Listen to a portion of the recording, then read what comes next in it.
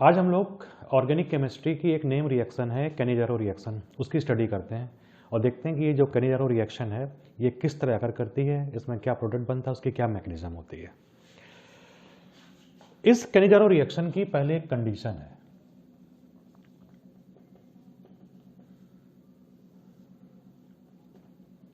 ये जो Cannizzaro reaction है ये कार्बोनिल ग्रुप की स्पेसिफिक रिएक्शन है और कार्बोनिल ग्रुप में दो तरह के ग्रुप आते हैं, एक एल्डिहाइड और एक कीटोन।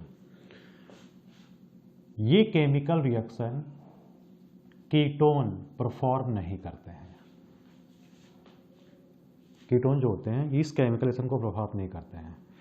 ये केमिकल रिएक्शन एल्डिहाइड परफॉर्म करते हैं।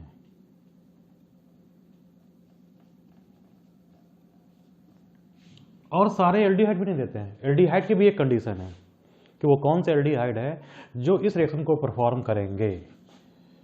इस एल्डिहाइड की कंडीशन ये है, द एल्डिहाइड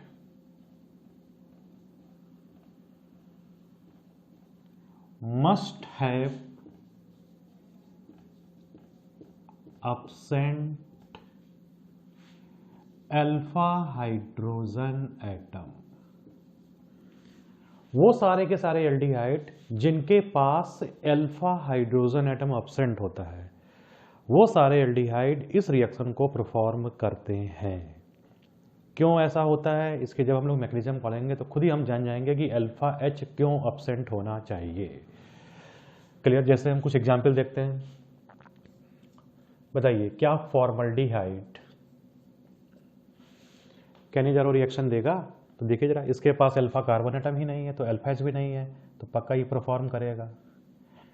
क्या बेंजल्डिहाइड कैनिजारो रिएक्शन देगा? देखिए इसके पास ये हमारा अल्फा कार्बन एटम है। फंक्शनल ग्रुप से जुड़े हुए कार्बन एटम को क्या बोलते हैं? Alpha carbon atom. ये फंक्शनल ग्रुप है अल्फा कार्बन एटम। यहाँ पर एक भी एच नहीं है तो कंफर्म कर सकते हैं कि ये भी कैनिजारो रिएक्शन देगा। CH3 CH3 CH3 single bond CHO। क्या ये कंपाउंड कैनिजारो देगा? फिर देखते हैं। फंक्शनल ग्रुप से जुड़े हुए कार्बन को अल्फा कार्बन एटम, इस अल्फा कार्बन के पास एक भी एच नहीं है, हम कह सकते हैं कंफर्म ये भी कैनिजारो रिएक्शन देगा। CH3 single bond CHO alpha carbon atom, इस अल्फा कार्बन के पास देखिए 3 एच है और अल्फा एच एब्सेंट होना चाहिए तो कह सकते हैं ये कंपाउंड कैनिजारो रिएक्शन परफॉर्म नहीं करेगा। ये तो हमारे कुछ एग्जाम्पल हुए एल्डिहाइडों के कि वो कौन से एल्डिहाइड हैं जो कैनिजारो रिएक्शन परफॉर्म करेंगे और कौन से परफॉर्म नहीं करेंगे। कुछ एल्डिहाइड ऐसे भी होते हैं हमारे जिनके पास अल्फा एच होता है, उसके बावजूद भी वो कैनिजारो रिएक्शन परफॉर्म नहीं करते हैं। वास्तव में कैनिजारो रिएक्शन में होता क्या है कि भले ही एल्डिहाइड के पास अल्फा एच हो लेकिन वो अल्फा एच जो है वो नॉन रिप्लेसेबल होना चाहिए, वो रिप्लेस नहीं होना चाहिए। अगर किसी एल्डिहाइड से अल्फा एच रिप्लेस हो जाता है तो वो बन जाती है कंडेंसेशन रिएक्शन। हो सकता है कि हमारे पास ऐसा कोई एल्डिहाइड आ जाए और जिसके पास अल्फा एच है लेकिन वो नॉन रिप्लेसेबल है, रिप्लेस नहीं हो रहा, तो ये भी कह सकते हैं कि वो कंपाउंड कैनिजारो रिएक्शन परफॉर्म करेगा। तो अब हम उस कंडीशन पे आते हैं। Is very very important part. हमारी केमिस्ट्री में कुछ ऐसे एल्डिहाइड होते हैं जिनके पास अल्फा हाइड्रोजन होता है और उसके बावजूद भी वो केमिकल एक्शन परफॉर्म नहीं करते हैं। अब बताती है वो कौन से ऐसे एल्डिहाइड है, तो कंफर्म है कि वो alpha H confirm non replaceable होंगे। तो वो कौन से होते हैं? Functional group CHO, functional group से जुड़े हुए कार्बन एटम को हम लोग बोलते हैं अल्फा कार्बन एटम। अगर इस अल्फा कार्बन एटम पर डबल बॉन्ड कैरेक्टर है, डबल बॉन्ड कैरेक्टर है यानी कि इस अल्फा कार्बन एटम पर sp2 कैरेक्टर है और इस अल्फा कार्बन के पास कम से कम अगर एक H है तो जो ये डबल बॉन्डेड कार्बन एटम होता है इसके जो H होते हैं ये हमेशा होते हैं नॉन रिप्लेसेबल, ये रिप्लेस नहीं होते हैं। तो ऐसे कंपाउंड जिनके अल्फा कार्बन एटम पर sp2 कैरेक्टर पाया जाता है तो हम ये कह सकते हैं ऐसे कंपाउंड भी कैनिजारो रिएक्शन को परफॉर्म करते हैं। जैसे एग्जाम्पल के लिए CH2 double bond CH single bond CHO। अगर आपसे कहा जाए क्या ये कंपाउंड कैनिजारो रिएक्शन परफॉर्म करेगा, तो चेक करते हैं। फंक्शनल ग्रुप से जुड़े हुए कार्बन का अल्फा कार्बन एटम, और देखिए इस अल्फा कार्बन के पास एक H है, तो अगर हम पहली कंडीशन पे जाएं तो अल्फा H है, तो कैनिजारो परफॉर्म नहीं करना चाहिए। लेकिन साथ में एक चीज़ और भी देख लेते हैं। देखिए इस अल्फा कार्बन पे डबल बॉन्ड बैठा है और इसके अलावा डबल बॉन्ड बैठा है, इसका मतलब कह सकते हैं कि इस कार्बन पर sp2 करेक्टर है, और sp2 करेक्टर वाले कार्बन से H का रिमूवल बहुत टफ होता है, तो हम ये कह सकते हैं कि ये H जो है नॉन रिप्लेसेबल H है।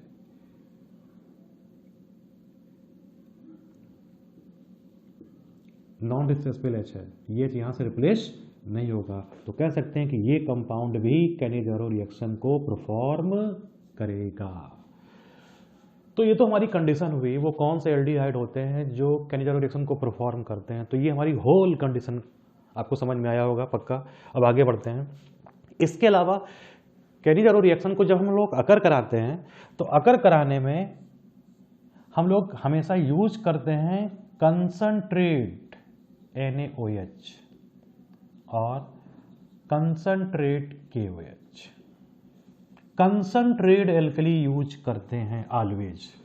कभी भी हम लोग डाइल्यूट NaOH और डाइल्यूट KOH यूज नहीं करते हैं। कारण जान लें भी, क्योंकि कोई भी कैनिजारो रिएक्शन जब अकर करती है तो उसमें होता क्या है कि हम लोग जब तक उसमें कंसंट्रेट एल्कली नहीं डालेंगे तब तक उसका कैनिजारो पॉसिबल नहीं होगा।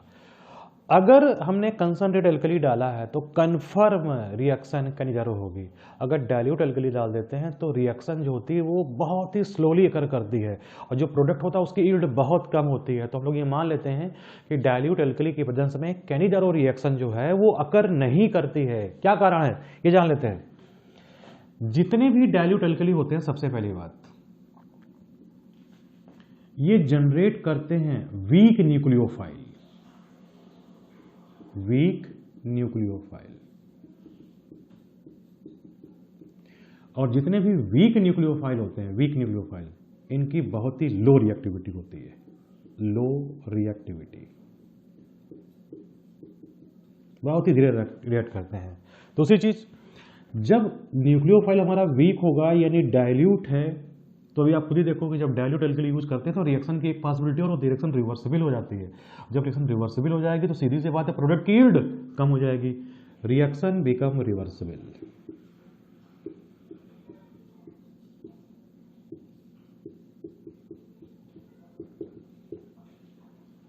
रिएक्शन रिवर्सिबल हो रही है, लो रिएक्टिविटी हो रही है, तो प्रोडक्ट की यील्ड ऑलरेडी बहुत कम हो जाएगी। तो हम इसलिए कह सकते हैं हम लोग कभी भी डाइल्यूट एल्कली का यूज नहीं करते हैं, always use the concentrate alkali, क्योंकि कंसंट्रेट एल्कली जो है वो जनरेट करता है स्ट्रॉन्ग न्यूक्लियोफाइल।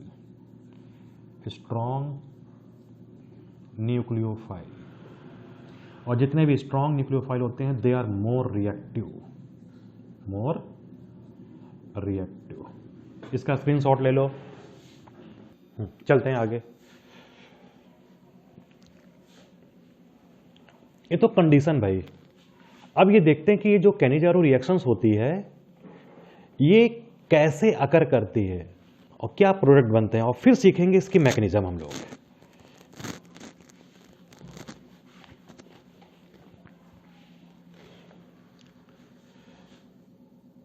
ये जो हमारी कैनिजारो रिएक्शंस होती है, देखा गया है कि इस केमिकल रिएक्शन में simultaneous oxidation and reduction take place. ये एक ऐसी केमिकल रिएक्शन है जिसमें ऑक्सीडेशन और रिडक्शन दोनों एक साथ होते हैं।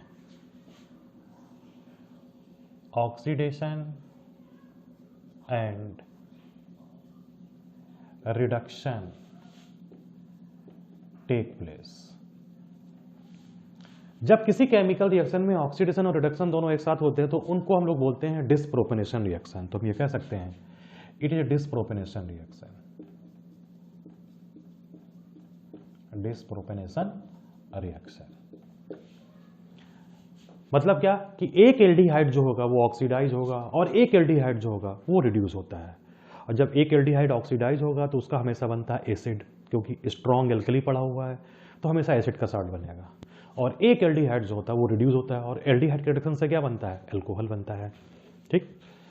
अब बात आती है कि हम ये भी पहले सीख लें कि वो कौन सा एल्डी है, क्योंकि इसमें देखिए आप एक oxidation and reduction take place, यानी इसमें डिसप्रोपेनेशन होता है। तो अब ये बात कर लेते हैं कि अगर जब कोई एल्डिहाइड जब केमिकल रिएक्शन परफॉर्म करता है तो उसमें से कौन सा एल्डिहाइड ऑक्सीडाइज होता है और कौन सा एल्डिहाइड रिड्यूस होता है, इसकी भी मैकेनिज्म पहले जान लेते हैं कि कौन सा एल्डिहाइड ऑक्सीडाइज, कौन सा एल्डिहाइड रिड्यूस। मोर रिएक्टिव एल्डिहाइड,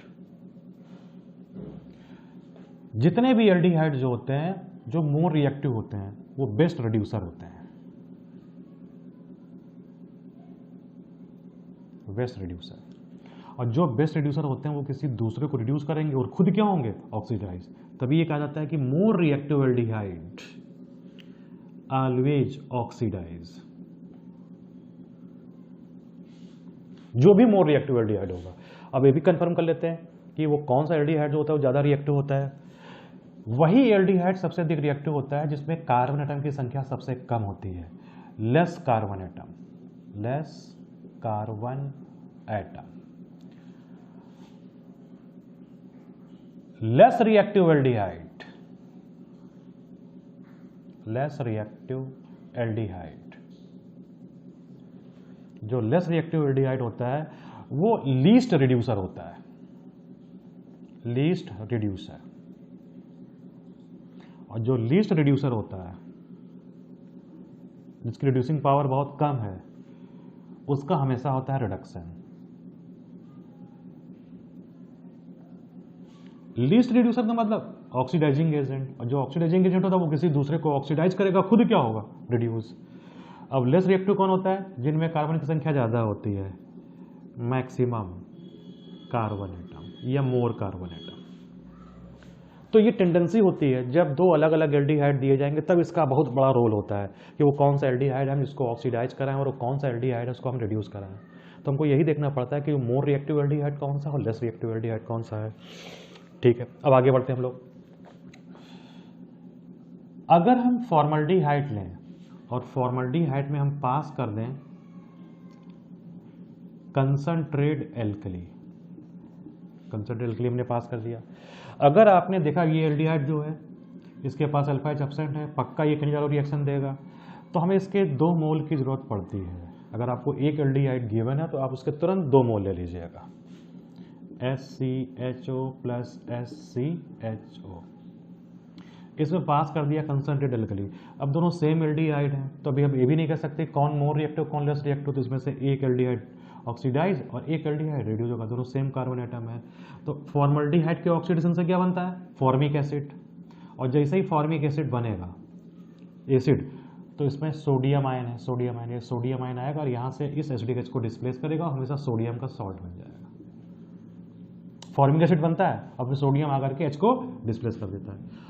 एक एल्डिहाइड जो होगा वो रिड्यूस होगा और जो एल्डिहाइड रिड्यूस होता है उसका हमेशा अल्कोहल बनेगा। एक कार्बन एटम है तो अल्कोहल कौन सा होगा, CH3OH। ये भी कहा जाता है इस रिएक्शन में कि जो एल्डिहाइड हमने मान लिया इस एल्डिहाइड को हमने ऑक्सीडाइज किया, ये एल्डिहाइड ऑक्सीडाइज होगा, जो एल्डिहाइड ऑक्सीडाइज होता है वो होता है hydride donor, H negative donor, क्योंकि H निकाल रहा है, H निकलने का मतलब क्या, ऑक्सीडेशन। और जो एल्डिहाइड रिड्यूस होता है, रिड्यूस, ये एल्डिहाइड देखो रिड्यूस कर रहे हैं, इसको रिड्यूस कर रहे हैं, तो वो होता है हाइड्राइड। ये हाइड्राइड डोनर है, ये हाइड्राइड एक्सेप्टर है, H नेगेटिव एक्सेप्टर। नोट कर लो, स्क्रीनशॉट ले लो इसका। कुछ और एग्जाम्पल देखते हैं।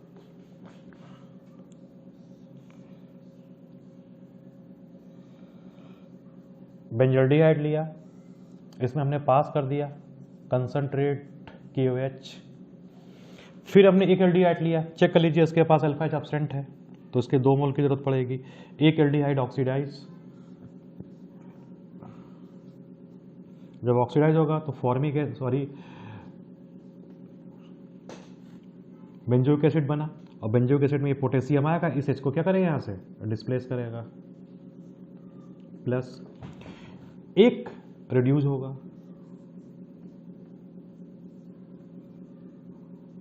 बेंजाइल अल्कोहल का फॉर्मेशन होगा।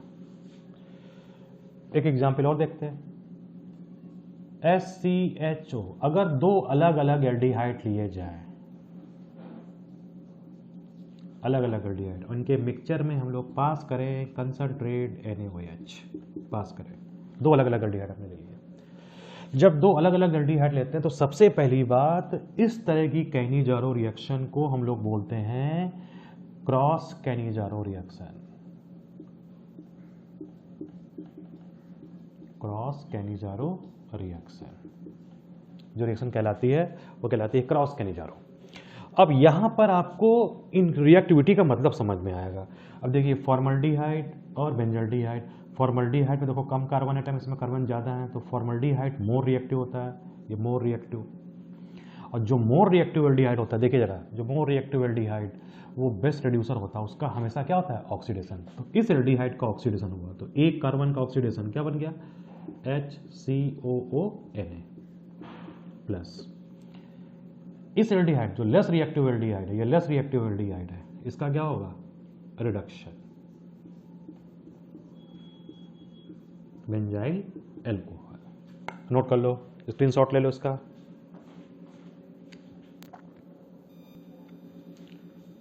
अब हम जानते हैं कि ये जो केमिकल रिएक्शन है, ये तो हम अभी डायरेक्ट क्वेश्चन को कर रहे हैं। अब समझते हैं कि ये जो केमिकल रिएक्शन, इसकी क्या मैकेनिज्म है, कैसे हाइड्राइड डोनेट होता है और कैसे हाइड्राइड एक्सेप्ट होता है, और किस तरह स्टेबल कंपाउंड का फॉर्मेशन होता है। अब इसकी मैकेनिज्म की हम लोग बात करते हैं।